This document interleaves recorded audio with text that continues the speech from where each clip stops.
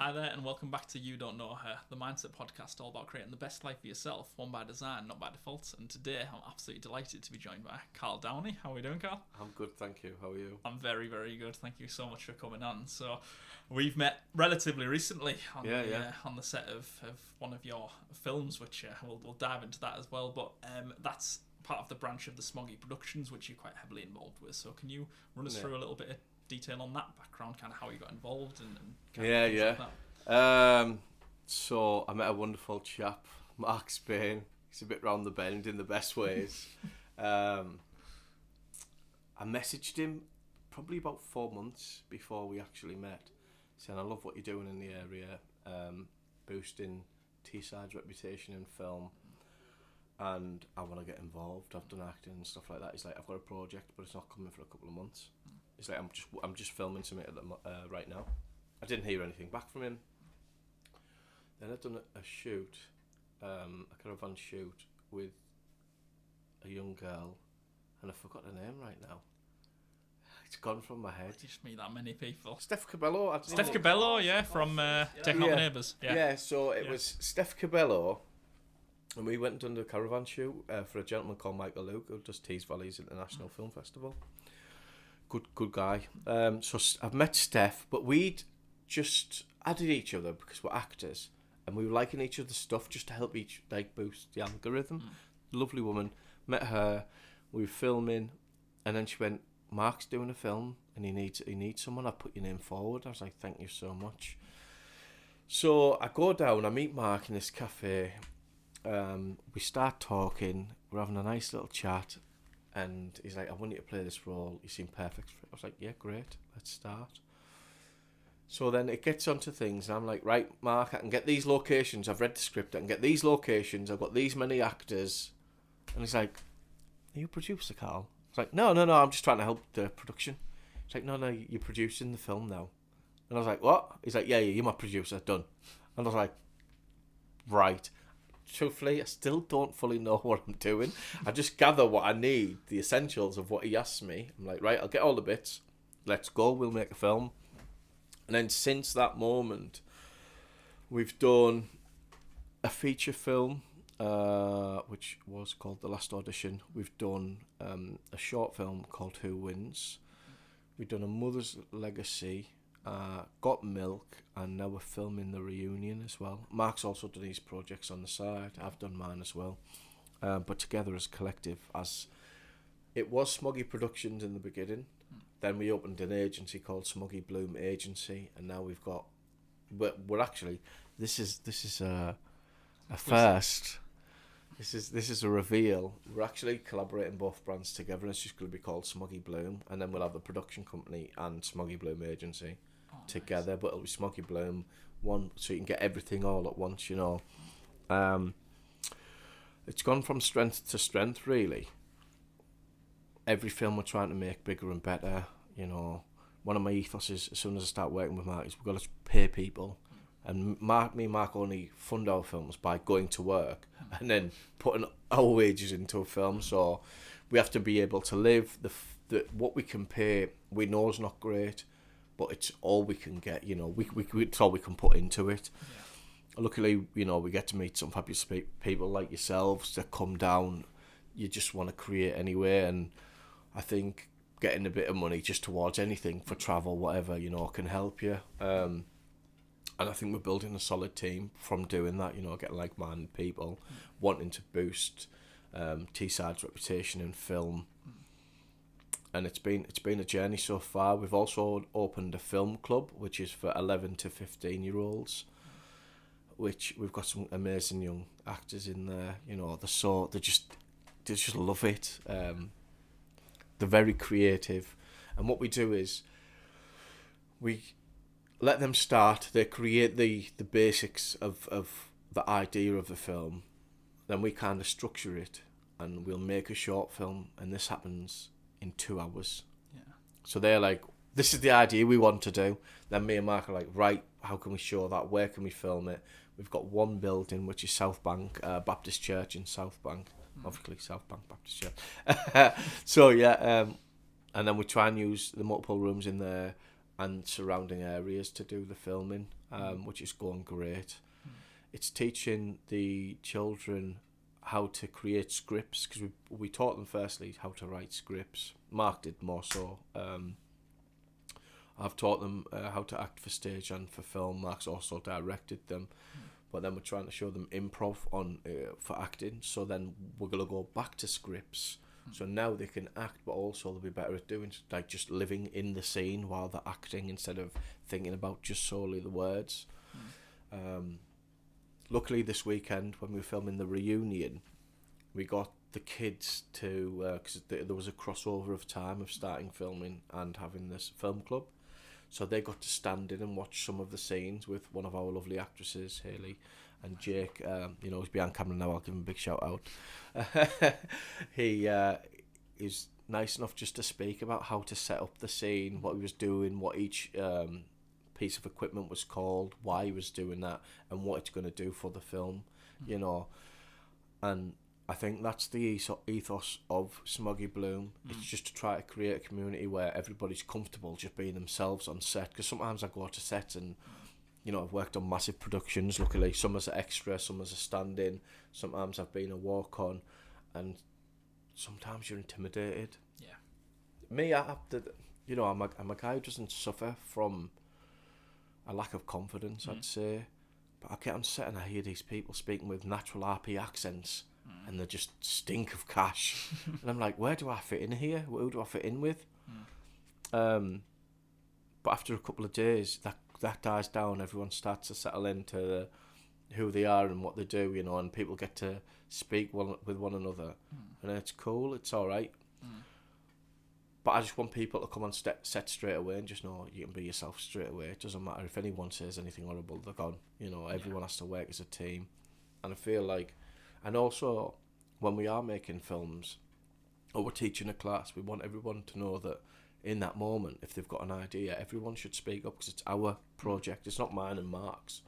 It's the brand together, whoever we're working with, whether you've just come to work with us or you've been there for a long time. Because sometimes as a producer, like I am, or an actor, I might not have the right idea. I might have my mind set on a scene of the way it can go, but someone else might just say something in a moment and it could turn it to perfect cinema, that we're looking for. Yeah, you can plan so much, but there's a magic of that moment. And I mean, we saw it over the weekend with Reunion. I think Liam sort of reading a line differently to how Mark envisaged it, but then thought that actually I prefer that. That's better than what I was thinking. Yeah. Let's go with that. And that's the beauty of being in an environment where people feel the freedom to create and to want to be there and enjoy it as much as anything. I've heard some horror stories of people who are like, oh, we're working on this one again, but it doesn't seem that with what Smoggie Bloom's setting out to create, kind of the next generation of filmmakers as well, bringing into an inclusive environment. Is that what you're seeing? Are you seeing that excitement and the twinkle in the eyes of the students that you've got at the moment as well? Definitely. I think I've got a bit of... So I've done some of the extra stuff I've done is massive, Gladiator 2, House of Dragons. I was standing on that as well, and I've done body doubling for a couple of episodes. £1 million, So once I've put that out on my social media, it got a massive. It was received really well. Then the kids come in and start talking to me about that straight away. But then watching them learn and develop and act and then get confident in a moment, and they're like, "Do you think I could be on one of those shows?" I'm like, "Yeah, of course you can. Of course you can." So it's letting them know.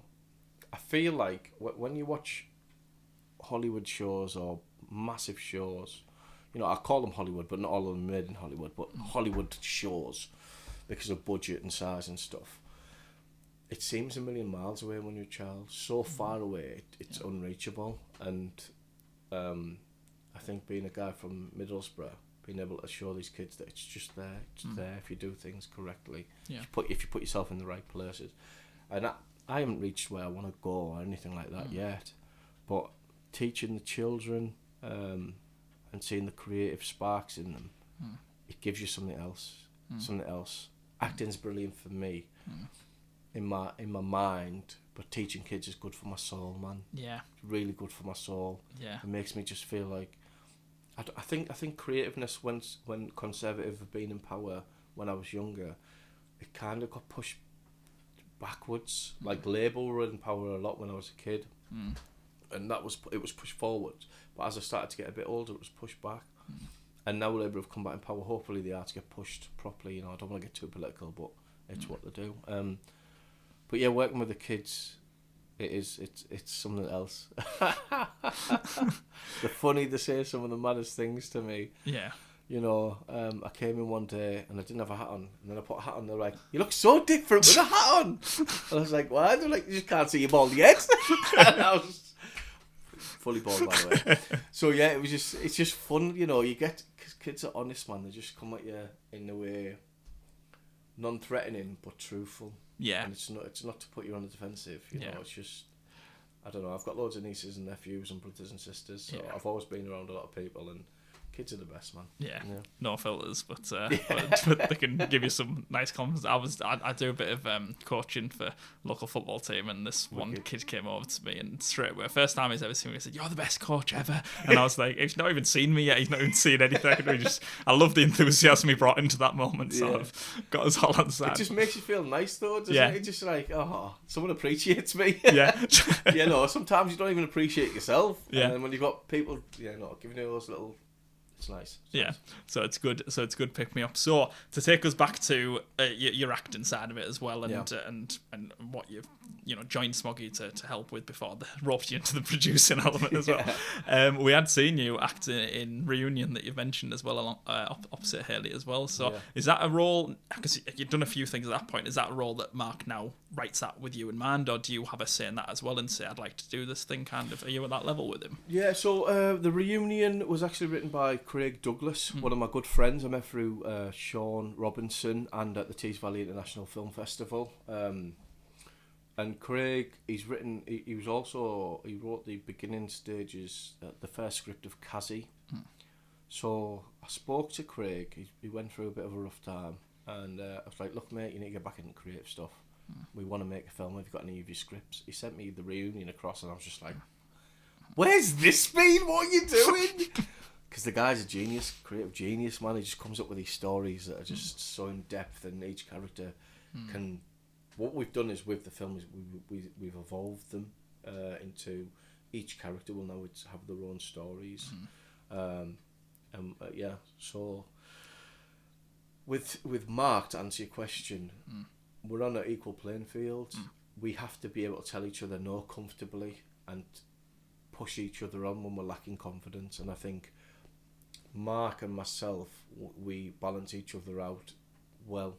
Sometimes I have to be the dick, and because Mark's like, let's go, and I'm like, slow down, let's make 1 second, let's make this a little bit better, and this is why Mark still does his projects on his side, because he just needs to create constantly.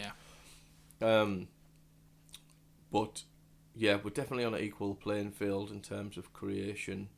I've had a lot of hands in creating the scripts with Mark, so yeah, it's good. It's a good environment to work in. Yeah, amazing. And then acting beyond locally, you mentioned doing some extra work as well, and I think that ties into what we're seeing on your first today, isn't it? Is that for a project that you can tell us a little bit about? Just tell you it used to be a game and it's on Netflix. Okay. That's all we need to know. It used to be a game and it's a big series now on Netflix. That's all I'd say. Can make our own inspirations. Sherlock's in the comment description, see if you can work that one out. But no, amazing. So so that's the kind of the stage you wanted to have the balance of the both of them on, I suppose. Whilst you're enjoying it, you're getting more involvement, more creative side of it. Seeing the conception of the script from, and again, it's connections, isn't it? It's people in the area who clearly believe in what you're doing and love what they're seeing to volunteer, and you believe in equally in them and saying, right, we can bring in these people who want to be here, actors coming from wherever they're coming from.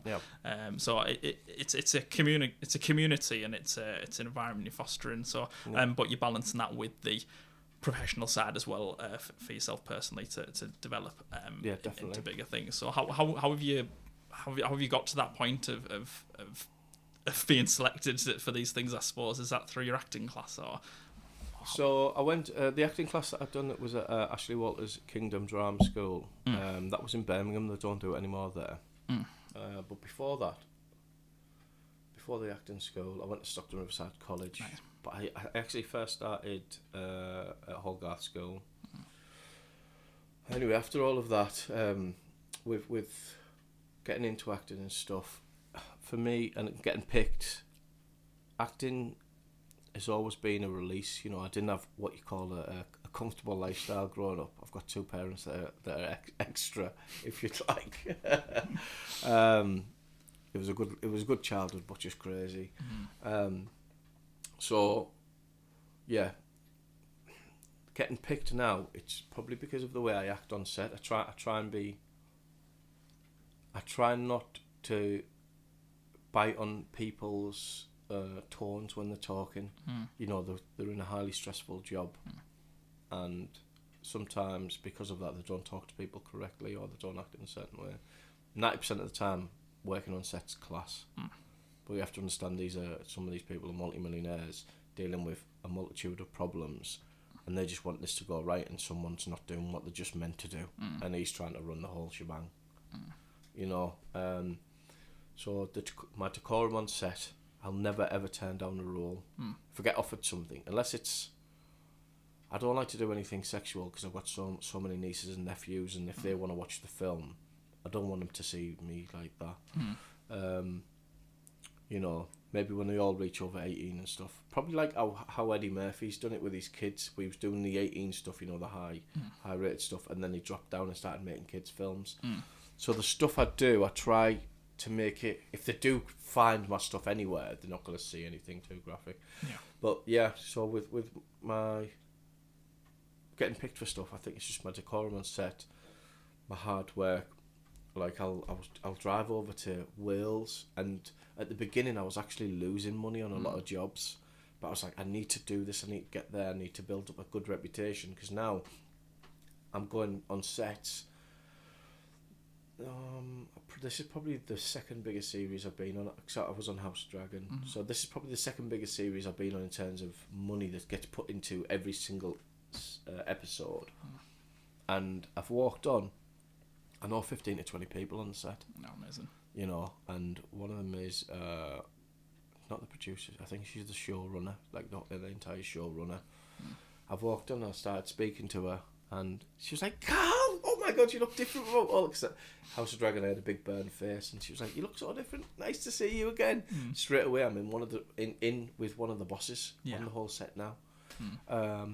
A few of the extras, and then some of the, so I'm doubling on this, and some of the people who are doing doubling.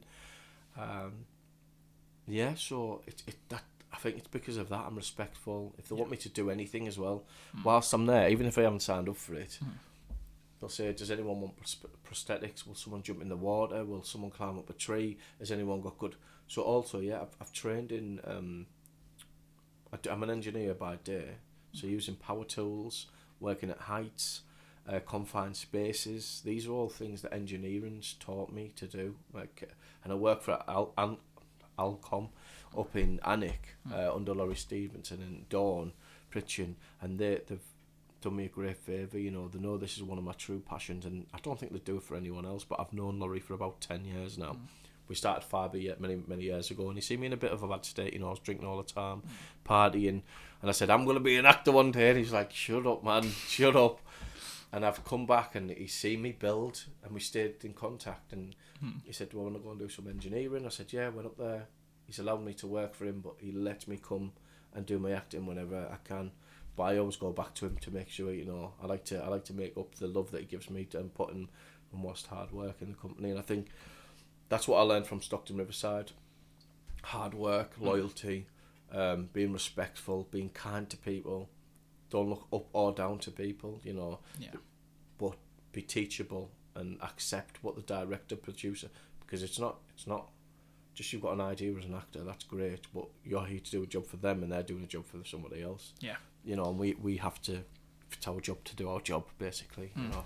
Yeah, I think those are important lessons for life outside of engineering or acting or anything. It's just people have got their experiences, and we can all work better together, can't we? We can all definitely instead of coming in big guns and I've got this and this and this, or I'll come in and do my thing and then get myself away. You've I appreciate the opportunity, and that's what it is. It's an opportunity that you got to make the most of. So you'll keep going for those things, I suppose. 100%, yeah.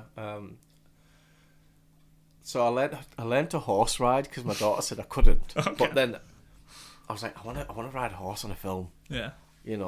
I do. I want to ride a horse on a film, and I learned how to shoot guns as well. I've got a gun licence, which is crazy. A lad from Middlesbrough Town, TS1's got a legal gun licence.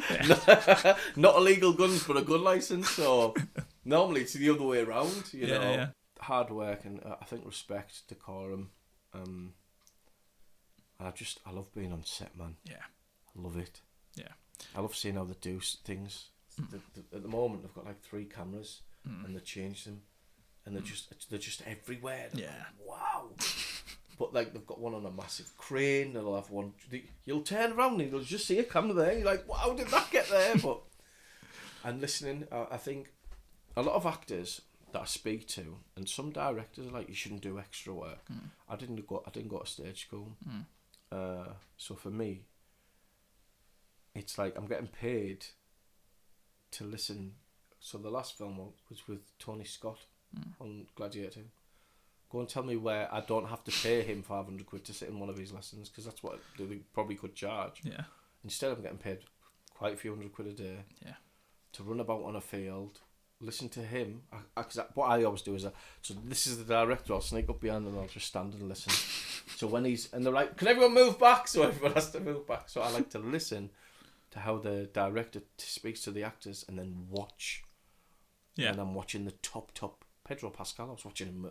I was watching. So Tony Scott was like, "Right, do this," and he was like, "Yeah, I've got you." And then I was watching it. Yeah. And, I've worked with like Ryan Gosling on a quite, on a lengthy period of time. The guy's a genius. Every time he started, he would pick up a piece of fruit, start eating it, and he'd start the scene. The next time he'd be drinking some water. The next time he'd be tying his shoelace. So he made it really fresh, and every time an actor would come in, they'd be looking to see what he was doing, which created such an authentic feeling to the scene, because every time you walk in a room and you're looking for someone, you look for them. Yeah. So they were having to look for him to see what he was doing. It was straight away creating that spark of being alive in the moment, you know what I mean? Yeah, you'd pay a lot of money for that opportunity to see that kind of thing. So the fact that you're getting paid to be there, to not just to hear them talking about what they would do in these circumstances, you're seeing exactly how it is in that situation. So you're from the other side and just take those opportunities. If you get this opportunity to be an extra, whatever, you may think it's, I don't want to do that, but it's all opportunity. It's all going to help propel you to that next thing as well, isn't it? Definitely. Have there been any other, you mentioned roles on sets as well, and kind of seeing and being mesmerised by it all, and dipping your hands into different, production assistant elements. Are there other non-acting roles you're looking at on a set as well and thinking that might be for me? Or... I'd like to direct. Yeah. I would like to direct. I co-wrote Who Wins with Sean Robinson, and Sean, another creative genius in terms of writing. I'll give him a little bit of a script. I send it to him, and he sends me back a masterpiece of a little bit of paint. I didn't co-write it. That was a bit of a lie. But I've written a little bit, sent it to Sean, and he written it back. Yeah, he sent it back, and I acted in that, produced it, but I also had a little bit of a hand of directing. Mark came in. I told Mark how I wanted it, and then I had a bit more of creative influence over it because I was working with Mark.